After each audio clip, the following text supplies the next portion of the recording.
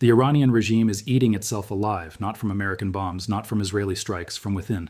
The man who was leading Iran's negotiating team in Islamabad, the parliament speaker, a former IRGC general, one of the most powerful figures in the entire Islamic Republic, has just been forced off his own negotiating table by the Revolutionary Guards. The men with the guns threw out their own diplomat. And what that single act tells you about who is actually running Iran right now, why they need this war to continue, and what the next 30 days look like for the global economy and the entire Middle East, that is what I'm going to walk you through right now. Stay with me through every minute of this, because by the end you will understand that what is collapsing in Tehran is not just a government. It is a political system that has been building toward this moment for 20 years. To understand the magnitude of what just happened, you need to understand who Mohammad Bakr Kalibaf actually is, because most international media is treating his departure from the negotiating team as a routine political shuffle, and it is anything but. Kalibaf is not a career bureaucrat who wandered into Iranian politics through the civilian track. He is a former IRGC brigadier general. He commanded major IRGC formations during the Iran-Iraq War. He ran Khatam al-Anbiya, the IRGC's vast construction and economic empire that controls major portions of Iranian infrastructure, oil services, and banking. He served as Tehran's mayor. He ran for president 4 times. In this war, he has been the bridge figure, the man who could negotiate with American counterparts in Islamabad while still commanding credibility inside IRGC headquarters. He was the one person in the Iranian system capable of translating between the hardline military faction and whatever remained of the pragmatist civilian track. That bridge has just been demolished, not by an enemy, by the IRGC itself. And the only reason you force your own most capable diplomatic bridge off the negotiating table is because you have decided you do not want a negotiated outcome.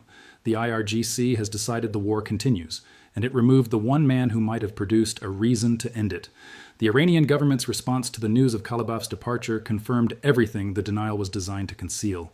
Within minutes of reports circulating, President Pezeshkian, Foreign Minister Araghchi, and Kalibaf himself all posted virtually word-for-word identical statements on their social media accounts. No radicals, no moderates, only Iranians and revolutionaries united under the supreme leader. 3 of the most senior figures in the Iranian government, the president, the foreign minister, the parliament speaker, all publishing the same sentence, in the same framing, within the same window of time. That is not spontaneous unity. That is a script handed to 3 men by someone with the authority to compel all 3 to publish it simultaneously. There is exactly one entity in Iran with that kind of reach across the president's office, the foreign ministry, and the parliament simultaneously. The IRGC wrote that statement, the IRGC distributed it, and the 3 most powerful civilian figures in Iran published it on command. The denial proved the resignation. The coordinated message proved the divided regime. The forced unity statement confirmed that Iran's civilian leadership has lost control of its own voice. But if you think a forced resignation and a coordinated denial are the full extent of what is happening inside Tehran right now, stay with me. Because the power structure that has emerged from behind this crisis is more alarming than the resignation itself. Let me give you the names that matter, because this is where the real picture of who is running Iran becomes clear. Ahmad Vahidi is the IRGC commander-in-chief, appointed in March 2026 as the war was escalating. Vahidi is not a conventional military commander in any recognizable sense. He ran the Quds Force from 1988 to 1997. He is on Interpol's Red Notice list for alleged involvement in the 1994 bombing of the AMIA Jewish Community Center in Buenos Aires that killed 85 people. This is the man who now sits at the apex of Iran's military command structure during an active war. Mohammad Bakr Zolgadar, Secretary of the Supreme National Security Council, is an old IRGC hand who, according to informed sources, cannot effectively coordinate between the IRGC, the civilian government, and the Supreme Leader's office, which tells you something specific about how badly the institutional coherence of the Iranian state has fractured. And then there is Mojtaba Khamenei, the new supreme leader, son of Ali Khamenei, whose health and operational status have become genuinely uncertain. According to sources with access to the Tehran decision-making environment, a military council of senior IRGC commanders has established effective control over the central decision-making structure and is enforcing an information cordon around Mojtaba, filtering what government reporting reaches him and what does not. The supreme leader of Iran is being managed by his own military. The man whose word is constitutionally supposed to be final is being kept in a carefully controlled information environment by the organization that is supposed to answer to him. That is not a political crisis. That is a coup in operational terms, regardless of what it looks like on paper. The practical consequences of that coup are already visible in the day-to-day functioning of what remains of the Iranian government. President Pezeshkian's attempt to appoint his own intelligence minister was blocked directly by IRGC Commander Vahidi, who reportedly issued instructions that all critical appointments are to be determined exclusively by the IRGC until further notice. The president of Iran cannot staff his own cabinet. Pezeshkian has made repeated requests for a direct meeting with the supreme leader. None of those requests have been answered. The president of the Islamic Republic of Iran cannot get a meeting with the supreme leader of the Islamic Republic of Iran. The constitutional architecture of the Iranian state, the framework that has governed this country since 1979, is functionally suspended. What has replaced it is military council governance, wearing the institutional clothing of the theocratic republic it has effectively displaced. And what happens next reveals why the IRGC is not simply consolidating power for its own sake.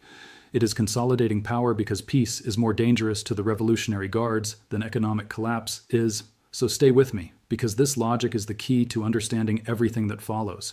The IRGC is not just a military organization. It has not been just a military organization for at least 2 decades. Through Khatam al-Anbiya, the same construction and economic conglomerate that Qalibaf once led, the IRGC controls major segments of Iranian construction, petroleum services, telecommunications, petrochemicals, and banking. Through its proxy network, it maintains operational control over Hezbollah, the Houthis, and various Iraqi and Syrian militia formations. Through its intelligence apparatus, it manages domestic political surveillance and enforcement. Through its progressive colonization of Iranian state institutions, it has spent 20 years converting the Islamic Republic from a theocratic state with a powerful military into a military state with a theocratic facade. Every element of that empire depends on the continued existence of conditions that justify it. Threat justifies budget. War justifies political control. External enemy justifies internal repression. The moment genuine peace arrives, the moment the blockade lifts, the sanctions ease, and ordinary Iranians start asking why an organization consuming this proportion of national resources is necessary, every one of those justifications evaporates simultaneously. Peace does not just threaten the IRGC's budget. It threatens the structural rationale for its existence as a dominant political actor. This is why every serious attempt at a negotiated settlement over the past 25 years has encountered sabotage at the critical moment. The IRGC does not oppose specific deals because of specific terms. It opposes deals because deals produce peace, and peace produces the questions the IRGC cannot afford to answer. Look at what the IRGC has done in the past several weeks with that framework in mind, and the pattern becomes impossible to dismiss as coincidence. Foreign Minister Araghchi announced the Strait of Hormuz was open. The IRGC reimposed the blockade and launched missile attacks on commercial vessels, Indian-flagged ships among them, within hours of that announcement. State television linked to IRGC factions called Araghchi a fool on live broadcast. The civilian foreign minister of Iran was publicly humiliated by media outlets aligned with the organization that is constitutionally subordinate to the government he serves. Then Qalibaf, a former IRGC general himself, a man who spent his career inside the Revolutionary Guard system, was forced off the negotiating team for being too willing to include the nuclear program in the negotiating framework. If the IRGC is removing its own former generals for insufficient hardline commitment, the ideological purification process inside the Iranian military establishment has reached a level of rigidity that leaves almost no space for the kind of pragmatic flexibility a negotiated settlement requires. The reported replacement being considered for Qalibaf's negotiating role is Saeed Jalili. That name requires no elaboration for anyone who followed Iranian nuclear diplomacy between 2007 and 2013. Jalili served as Iran's chief nuclear negotiator during that period, a period during which Iran's enrichment program advanced substantially while talks produced nothing. He is not a negotiator in any functional sense. He is a delay mechanism with a diplomatic title. If Jalili takes the seat that Qalibaf just vacated, the message to Washington is not ambiguous. Iran is not at the table to reach an agreement.